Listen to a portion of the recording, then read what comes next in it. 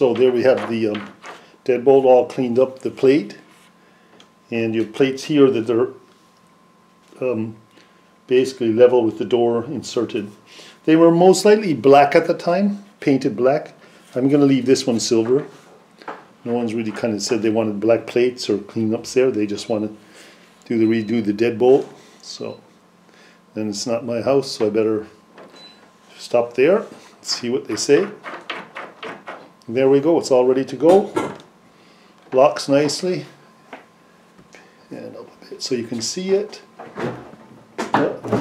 Latches and locks if you want to. Some of these doors you have to push, they're a little warped. And there we go. All done.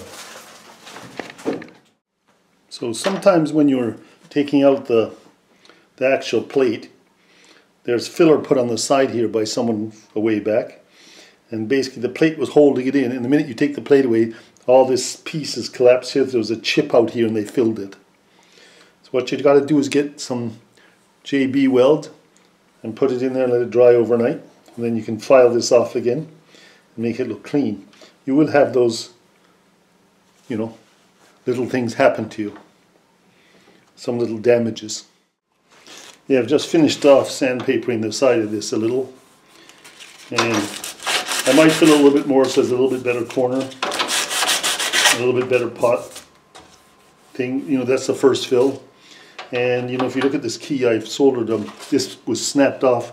I've soldered a clothes hanger, piece of a clothes hanger in here to make the key look a little whole again, just to be nice. There we go. There we have it. Yes, so I've removed the two screws out of here, and you know, I sometimes used to dig in here to get it out, but what you can do is leave your handle in. I'll go over this side of the video so you can see it better, right? And you just put it in this and tap just a little bit. But always, before you do that, make sure you've knifed the paint edges out, like I have here. Knife the paint edges out, tap it forward a little. Try to show it like that so you can see it. Now you can get your screwdriver underneath. If you take the handle out. Now you can get your screwdriver underneath, and most likely comes out quite easily. Sometimes they don't though, and sometimes you do a little damage on the sides, right? That's how you do it, okay? I gotta go this side, I'm right-handed.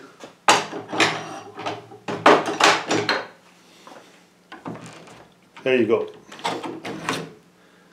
And you do less damage to this plate, this paint job here. You won't get these indentations, which I've done a little bit myself in times when I can't get them out. There you go, there's another tip. So you remember the door I didn't fix now, that had the bushing. Well, now I'm cutting it in, and so this is going to go on here. Oh, other way around, I suppose it goes on this one. Yep, that fits there, and this one is going to go on here, and I'm going to put a new mark, and I just make sure this fits on the door, and I'll drill a hole for it. Make it tighter. When there's a strike plate in, you don't have to have a washer because the brass is running up against the metal plate anyways. It won't wear the door down. But if you have the brass hitting up against the wooden door and you're turning the handle all the time, you should put a washer in between. It lessens the friction between the handle and the door, and it stops the wear and tear, and there's kind of dug in holes you get. So you should put a washer in. If it's brass, the brass is going right on the wood. There's a little tip for you. So here's the handle where I had the washer in. The brass washer I couldn't really find very much. I only found one piece, and it's COVID, so it's very hard to go buy anything. So I actually I couldn't cut the shaft here too much, but I cut the shaft on this side, brought it in tighter, and now the spacer's gone and it looks much cleaner. So I'm happy with that. So there's another thing. Now, if you have a dented piece, this has been polished, you can see I polished this. If you have something like a mark in it or something, you can take a file and file it out a little. Then you sandpaper it with rough, and then you go, as the numbers go up, you can go to like very fine grit, like 320 or something like that, very high, and sand it. But if you want to get kind of a really kind of cool kind of glass finish, I often use a Brillo pad. And the Brillo pads are quite good at it. This has been Brilloed, as you can see. So here's another one that had some markings in that, and I cleaned it up. I think I filed a little bit there, sandpapered it, and Brillo padded the outside here to give effect. Left some of the little markings in here so it looks old, but to get rid of that really bad marks or something that was on it, like sometimes they hit them with a hammer, which is foolish. There you go.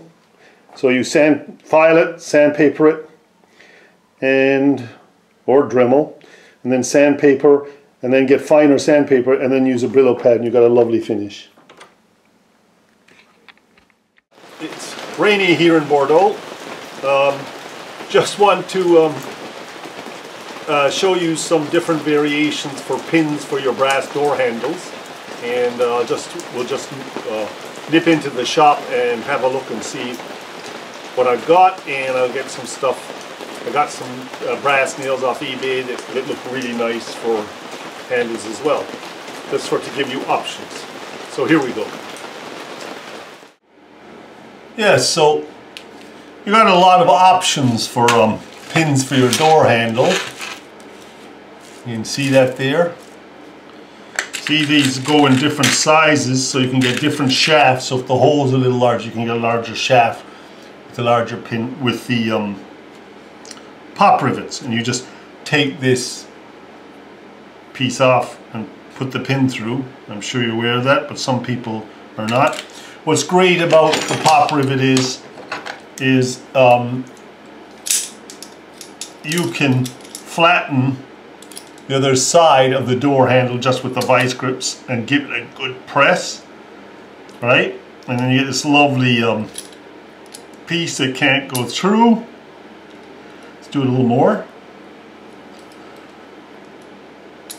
And once you've done that, all you gotta do is go underneath the door handle and give that little end there a file, just so it's not sharp or anything. On the bottom of the door handle then, see? And you have that pressed look there, see? It can't come out. So there you go, how easy it is. So there's the pop rivets. And you know, there are pop rivets that come and they have a little bit of a brass coloring to them, which would be better. This one's a little flat on top, but it looks better, so it's all in the looks. Picture hangers, the nails, some of them are really nice with ribbing around the edge. And you know, they were in some of the doors here, but they were too small. Now this is another thing, this is a cable holder. I'll zoom in so you can get that there, right? Get it up here. That's a cable holder, and if you take the nail out, you've got this kind of a, it's not actually brass, but it's a brass looking pin. The only problem with them is they're nearly impossible to flatten. So if it's, these are only good for if the handle stays up. It's so hard, these nails, even to cut with a diamond blade, they're very hard to cut. But some people just stick them through as a nail, which I don't really like. I don't like leaving the sharp end protruding, let's say that. Now, in some door handles, they put wire, which is terrible looking. That's the worst thing to do, to put a wire down. Now, there's the split pin, which you can put through. You can see that properly, right? And you just pull the ends out. They're easy to cut off. They aren't very visually pleasing for an old door handle, but in some of the old door handles and of course the famous nails, we get there in the middle there. Now nails are much harder to crimp flat. Let's get this one, which I've actually cut for a door, right? You can do it, but it is much harder to flatten that out. But it does work. See, it's coming. what you do is you close your vice grips and you open it and you do it twice or 3 times, and then you tighten it more, a little more. Getting old, and you should have, there you go.